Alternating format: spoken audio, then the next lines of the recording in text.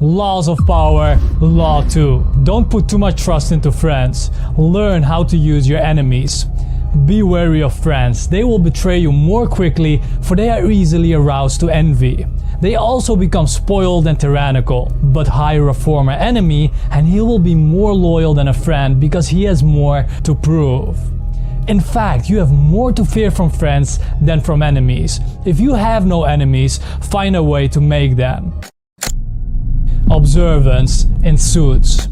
Mike Ross never went to law school. His former best friend Trevor is put on the stand to testify that Mike never went to law school. Their history is complicated, but what's more important to know is that Mike started dating Jenny, which is the ex-girlfriend of Trevor, after they broke up. If Mike loses this trial, he'll be sent to jail. Claims to have attended Harvard. Yes, we shared an apartment at 5307 Huntington Boulevard in Brooklyn. He worked as a bike messenger and made money on the side taking the LSATs for people. Why would he have to resort to that if he were a college graduate? Because he wasn't a college graduate. He was kicked out of college for cheating on a test. Isn't it possible that he went back to school and completed his degree? Well, I don't see how, since most of his spare time is spent sitting around smoking weed with me. Well, let me get this straight. Is it at all possible that Mike Ross ever attended Harvard Law School? No more questions, Your Honor. Given that you smoked all this pot, Mr. Evans, isn't it possible that if Mike Ross commuted one day a week to Harvard Law, that you might not remember that? I'd remember. Well, how about if the other reason was to get back at someone you've been jealous of your entire life? I've never been jealous of Mike Ross in my entire life. And I just caught you in a lie. Mr. Evans, my next move is going to be to call Jenny Griffith to the stand. She left you for Mike Ross. Objection, badgering. She's also going to say that you were jealous of his mind your entire life. And when you found out that she left you for him, you were as jealous as a human being can be. Now, is that true or not? Your Honor. Yeah, I was jealous of him. And if he lied about all of that, what's to make us believe that he wasn't lying about everything else? But this wasn't the only time that he got envious. When Trevor found out about Jenny and Mike, he went to Mike's law firm to expose him. Miss Pearson, I'm Trevor Evans. I'm a friend of Mike Ross. Yes. I wish I didn't have to do this. I want to know how my best friend could do this to me. Do what to you? Huh? Betray you? Go behind your back? Okay, yeah, you got me. Jenny broke up with me, but you went to my boss. You tried to ruin my life. Or even. You often do not know your friends as well as you imagine. They cover up their unpleasant qualities to not offend you. Always be on the lookout for any signs of emotional disturbance, such as envy and ingratitude. Keys to power. It is natural to want to employ your friends when you find yourself in times of need. Friends often agree on things in order to avoid an argument. The problem with using or hiring friends is that it will inevitably limit your power. The friend is rarely the one who is most able to help you. And in the end, skill and competence are far more important than friendly feelings. All working situations require a kind of distance between people. You are trying to work, not to make friends. Friendliness, real or false, only obscures that fact. The keys to power, then, is the ability to judge who is best able to further your interest in all situations. Keep friends for friendship, but work with the skilled and competent. Your enemies, on the other hand, are an untapped gold mine that you must learn to exploit. It wasn't me who pissed him off. It was you, Frank Gallo. Holy shit. I put him away for racketeering. I pulled the string and you came. You owe me 13 years. I'm gonna collect. What do you want, Gallo? I already have what I want. Which is knowing that every time your phone rings, you're gonna ask yourself, is this the call where you find out that the guy who's in here for you is never coming out? Listen to me, you son of a bitch. You think I can't hurt you in here? I'll put a goddamn bounty on your head. I'll pay him whatever it takes to break your legs. And if that doesn't work, I'll wait till you get out and I'll kill you myself.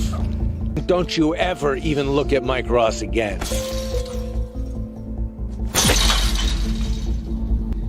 Ring, ring, counselor. Whenever you can, bury the hatchet with an enemy and make a point of putting him in your service. Gallo uses the situation to strike a deal. If Harvey can get him out, he won't hurt Mike and even protect him for the time being. Ladies and gentlemen of the board, Mr. Gallo has served 12 years as an exemplary inmate. We ask that you release him so he can continue to live his life outside these walls. So Gallo used his enemy to better his position by creating a win-win situation. Guys, remember, a person who has something to prove will move mountains for you. The relationship with former enemies can be based on mutual self-interest and therefore will not be contaminated by personal feeling. But without enemies around us, we grow lazy. An enemy at our heels sharpens our wits, keeping us focused and alert. It is sometimes better then to use enemies as enemies rather than transforming them into friends or allies. Never let the presence of enemies upset or distress you. You are far better off with a declared opponent or two than not knowing where your real enemies lie. The man of power welcomes conflict, using enemies to enhance his reputation. Defiance of the law. In the mid-9th century, a young man named Michael III assumed the throne of the Byzantine Empire. Michael was a young, inexperienced ruler surrounded by intriguers, murderers, and profligates. He needed someone to trust. Ignoring the advice of those who recommended the much more qualified Bardas, who was also his uncle, Michael chose his best friend Basilius, who had no experience whatsoever in government politics. Basilius learned well and was soon advising the emperor on all matters of the state. The only problem seemed to be money. Basilius never had enough. Michael doubled, then tripled his salary, ennobled him and married him off to his own mistress. But more trouble was to come. Basilius convinced Michael to kill off his uncle Bardas, who was the head of the army, and later on he took Bardas' position. Now, Basilius' power and wealth only grew. A few years later, Michael asked him to pay back some of the money he had borrowed over the years, to Michael's shock and astonishment. Basilius refused with such an impudent smile that Michael realized his mistake. Soon, Michael awoke to find himself surrounded by soldiers, and Basilius watched as they stabbed the emperor to death.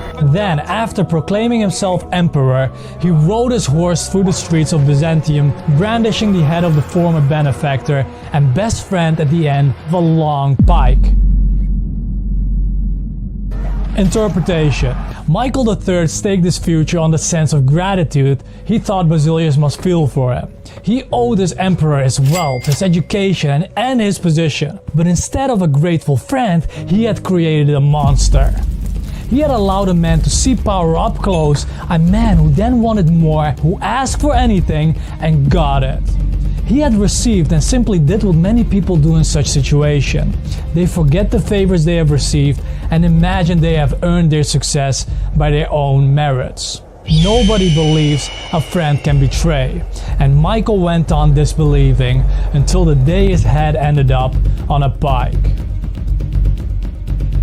People want to feel they deserve their good fortune. The receipt of a favor from friends can become oppressive.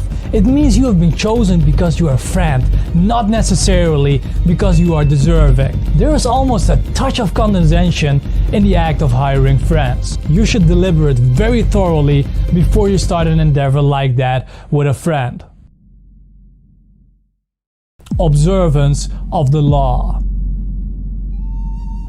Chinese history. A pattern of violent and bloody coups, one after the other. Army men would plot to kill a weak emperor, then would replace him on the dragon throne with a strong general. The general would start a new dynasty and crown himself emperor. To ensure his own survival, he would kill off his fellow generals, and then this pattern would repeat endlessly. To be emperor of China was to be alone, surrounded by a pack of enemies. It was the least powerful, least secure position in the realm. Until 1959, General Chao Kuan-yin became Emperor Sung. He knew the odds, the probability that within a year or two he would be murdered. How could he break this pattern?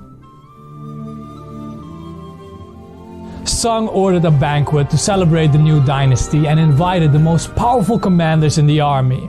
After they had drunk much wine, he dismissed the guards and everybody else except the generals, who now feared he would murder them all in one fell swoop. Instead, he stood up. "The whole day is spent in fear and I am unhappy. For which one of you does not dream of ascending the throne?" Drunk and fearing for their lives, the generals proclaimed their innocence and their loyalty. But Sung had other ideas. "The best way to pass one's day is in the peaceful enjoyment of riches and honor. If you are willing to give up your commands, I am ready to provide you with fine estates, singers, and girls as your companions." The astonished generals realized that instead of a life of anxiety and struggles, Sung was offering them riches and security. The next day, all of the generals tendered their resignations and retired. In one stroke, Sung turned a pack of friendly wolves who would likely have betrayed them into a group of docile lambs, far from all power. Instead of relying on friends, Sung uses enemies. While a friend expects more and more favors and seized with jealousy, these former enemies expected nothing and got everything. And thus Sung was finally able to break the pattern of coups, violence, and civil war. The Sung dynasty ruled China for more than 300 years. Now that's a sweet way of applying the law. Nothing is stable in the realm of power, and even the closest of friends can be transformed into the worst of enemies.